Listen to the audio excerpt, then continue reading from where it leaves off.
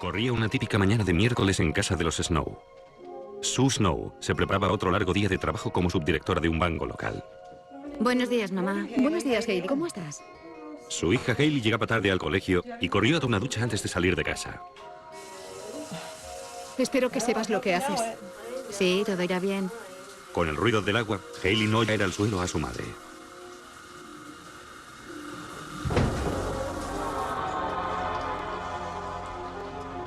¿Ma? ¡Mamá!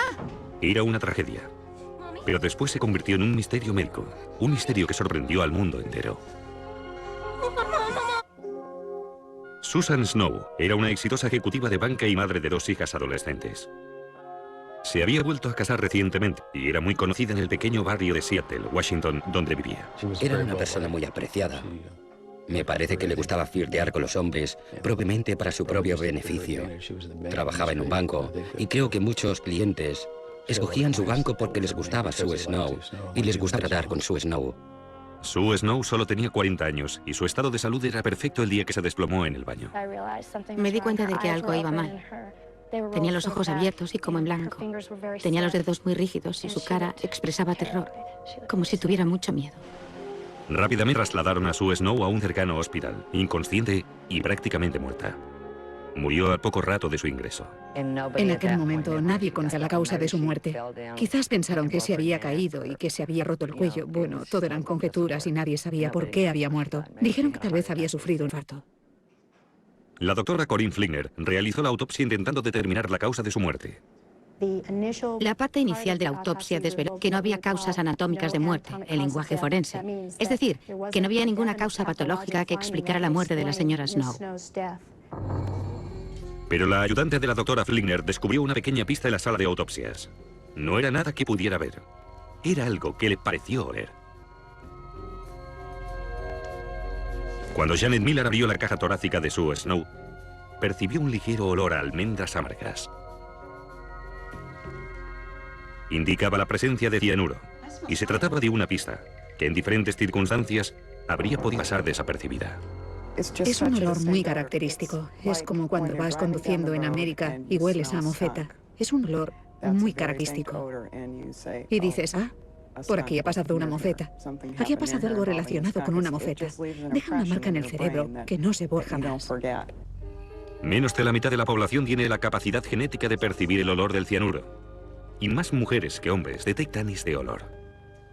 En el caso del cianuro, por ejemplo, existe una incapacidad bien conocida llamada anosmia específica, una incapacidad específica de percibir el olor del cianuro. Algunas personas lo detectan, otras no, y las que lo detectan son muy sensibles a él.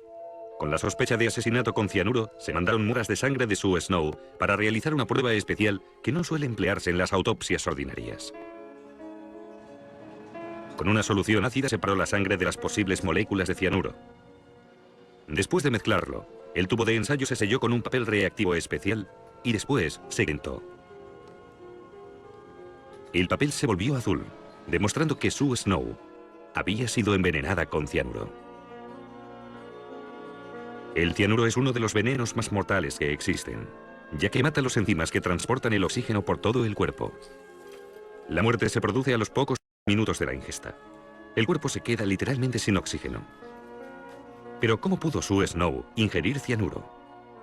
Su hermana gemela Sarah realizó el primer hallazgo.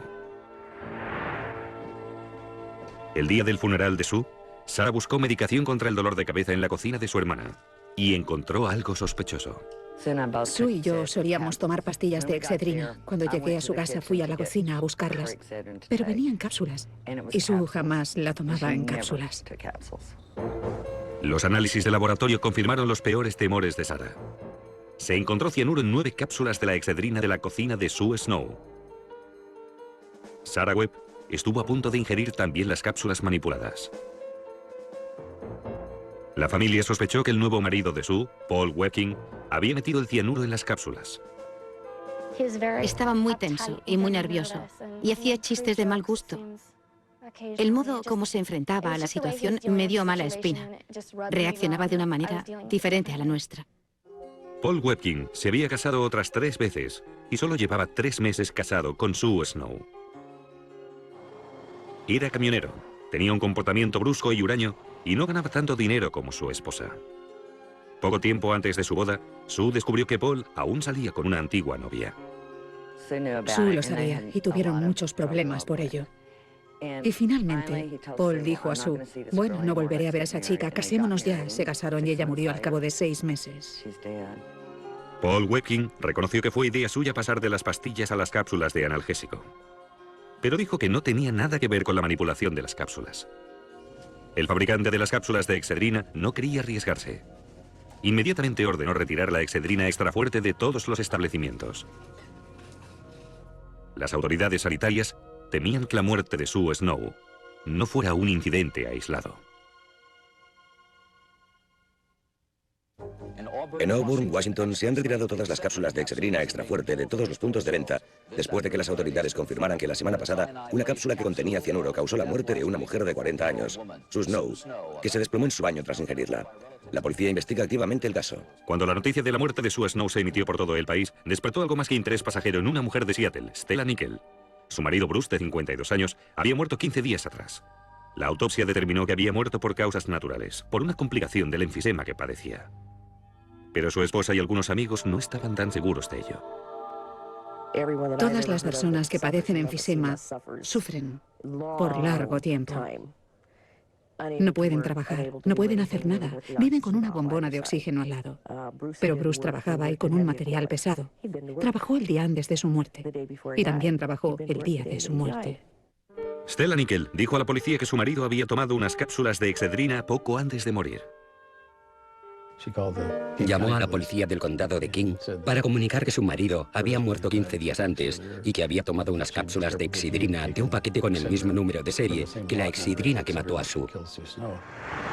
¿Tiene usted las cápsulas? Sí, por supuesto. ¿Me las enseña, por favor? Claro. Un detective de la policía acudió a casa de Stella Nickel para recoger los botes con las cápsulas de Excedrina que Bruce Nickel había tomado. Stella pidió que se analizaran las cápsulas para comprobar si contenían cianuro. Es una pena lo de esa mujer. Sí, desde luego. Le aseguro que estamos siguiendo todas las pistas. También solicitó al forense que reabriera el caso de su esposo y que analizara sus muestras de sangre para comprobar si contenían cianuro, algo que no se hizo durante su autopsia. Al analizar las muestras de sangre de Bruce Nickel, el papel reactivo del tubo de ensayo se volvió azul. Bruce Nickel había muerto envenenado con cianuro potásico. Y se descubrieron diversas cápsulas de Excedrina rellenas de cianuro en su casa. La policía siguió investigando a su primer sospechoso, el marido de Sue Snow, Paul Webking. Era un tipo agresivo. Y el hecho de que se volviera a casar al poco tiempo de la muerte de Sue fue algo que, bueno, me incomodó mucho a la familia, que le culpaba de todo lo sucedido.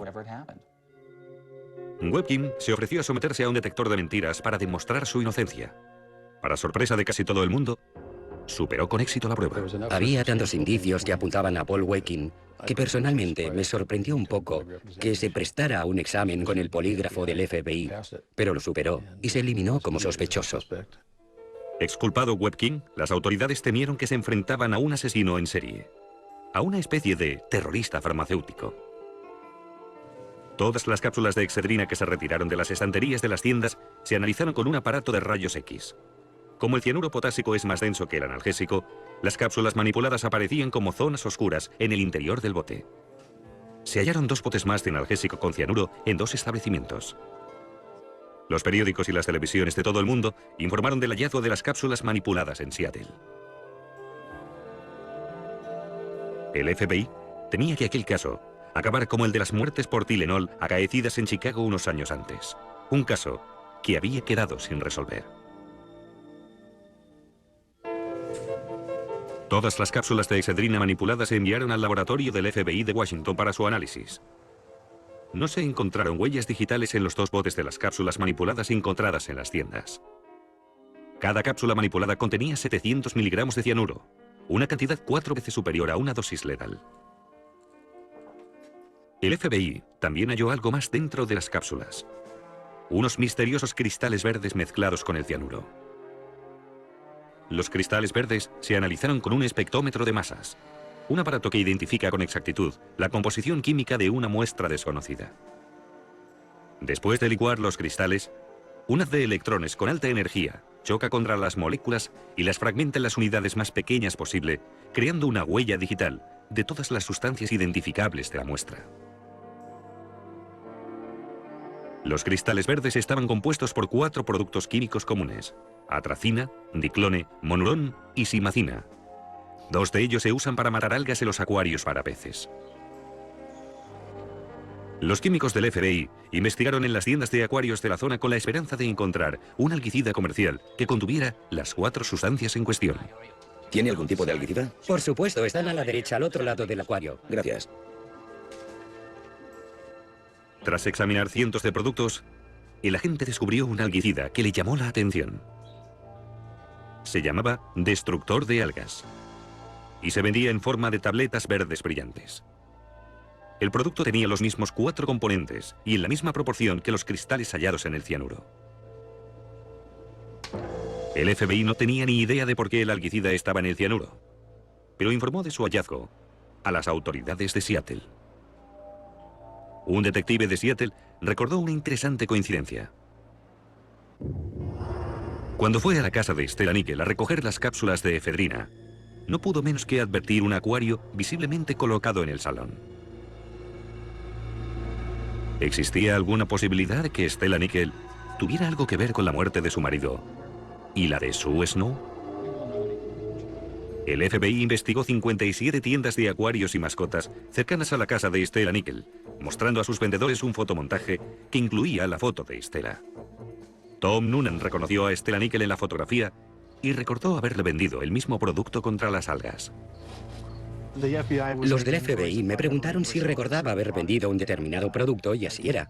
Les dije, como le dije a la mujer y a cualquiera que compra este producto, que hay que moler las pastillas en casa para aumentar su efectividad, porque a menudo, si se mete una pastilla entera en el acuario, no se disuelve, se queda inerte, no se deshace y no mata las algas que se forman en el acuario. Creo que el FBI sospechaba de ella y sabía que, de algún modo, Stella y su entorno tenían relación con las muertes de Sue Snow y de Bruce, pero no sabían quién lo hizo ni cómo lo hizo, y tampoco cómo iban a probarlo. Las pólizas de seguros de vida de Bruce Nickel revelaron que Stella percibiría $100.000 extra si su esposo moría por una causa accidental. Las compañías de seguros consideran la muerte por envenenamiento como una causa accidental. ¿Dijo Stella en alguna ocasión que tenían problemas de dinero? Pues sí, porque ya no trabajaba en la escuela y andaba muy apurada. De hecho, los Nickel tenían serios problemas económicos y habían recibido un aviso final por impago de la hipoteca de su casa y otros préstamos. Solo 5 días antes de la muerte de Bruce Nickel, Stella escribió una serie de cartas a sus acreedores. Estimados señores, sé que me he retrasado mucho con los pagos. Existe un buen motivo. Tengo ciertos problemas matrimoniales que pronto estarán resueltos.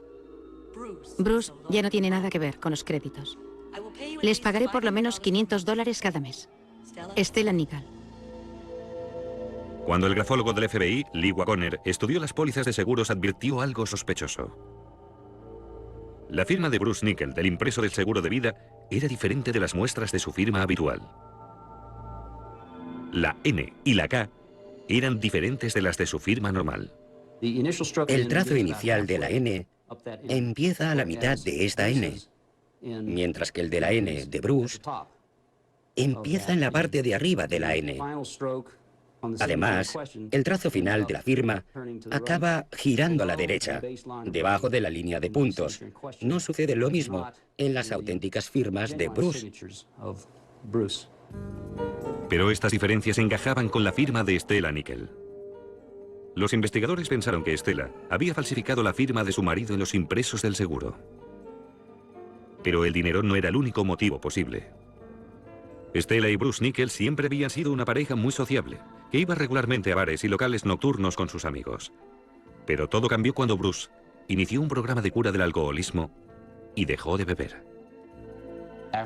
Al cabo de un tiempo me dijo que aquella no era la clase de vida que ella deseaba, porque aunque tenía 42 o 43 años, aún se consideraba una mujer atractiva.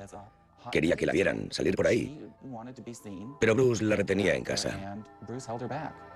Pasaba mucho tiempo en los bares dando vueltas, flirteando con diferentes hombres, esa clase de cosas. Tenía un amante. No daba la imagen de una esposa consagrada a su marido. De hecho, Estela y su hija Cindy a menudo competían por los mismos hombres en los bares locales. Greg Olsen describe esta inusual relación entre madre e hija en su bestseller, Almendras amargas. Si Cynthia salía con un hombre, Estela le pedía que le contara todos los detalles picantes. Lo que habían hecho, cuántas veces, dónde, si el tipo lo hacía bien, cómo era físicamente, bueno, todo eso. Bueno, jugaban este juego las dos. El FBI interrogó a Cynthia y la informó sobre las pruebas circunstanciales contra su madre. Cindy se derrumbó y dijo, bueno, sí, mi madre mató a Bruce. Estoy segura de ello porque me lo comentó. Los agentes replicaron, ¿pero qué quieres decir con eso? Y ella dijo, verán, no era feliz en su matrimonio y quería el dinero. Íbamos a conseguir el dinero para abrir una tienda de cerámica y otra de peces con el dinero del seguro. Mi madre pensaba contratar a un asesino a sueldo para matar a Bruce. Cindy también declaró al FBI que su madre había ido a la biblioteca para estudiar el tema de los venenos. Las fichas de la Biblioteca Pública de Auburn desvelaron que Estela había solicitado un libro llamado Cosecha Mortal, en el que figura una lista de sustancias venenosas y métodos de envenenamiento. Se hallaron las huellas digitales de Estela en los capítulos que trataban del cianuro potásico. Y también se encontraron sus huellas en las páginas sobre el cianuro de varias enciclopedias. Los investigadores ya tenían suficientes pruebas circunstanciales para acusar a Estela Nickel del asesinato de su marido. Además, el FBI descubrió por qué Estela Nickel mató a Sue Snow, una mujer que no conocía. En la primavera de 1986, Estela Nickel se cansó de sus problemas económicos y de su aburrida existencia con su marido Bruce. Y elaboró un plan para matar a su esposo y cobrar su seguro de vida, que ofrecía $100.000 más en caso de muerte accidental. El estudio que realizó en la biblioteca la inclinó a elegir el cianuro, una sal altamente tóxica. En 1986 se podía comprar cianuro sin identificación previa en más de 400 tiendas solo en la zona de Seattle. Pero Estela se descuidó. Molió el cianuro en el mismo almirez que había usado para moler las pastillas contra las algas de su acuario. Y olvidó lavar el almirez antes de moler el cianuro. Jamás sospechó que los menudos cristales verdes del algicida se mezclarían con el cianuro y conducirían a su captura.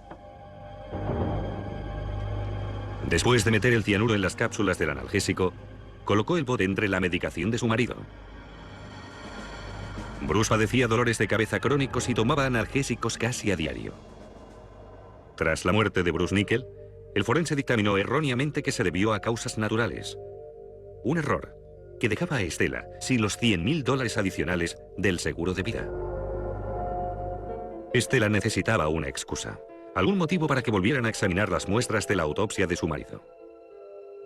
Así que decidió envenenar a otras personas para crear la impresión de que un asesino con cianuro andaba suelto. Colocó 3 botes más de analgésico con cianuro en las estanterías de 2 tiendas cercanas a su casa. Y alguien de la familia Snow compró uno de estos botes.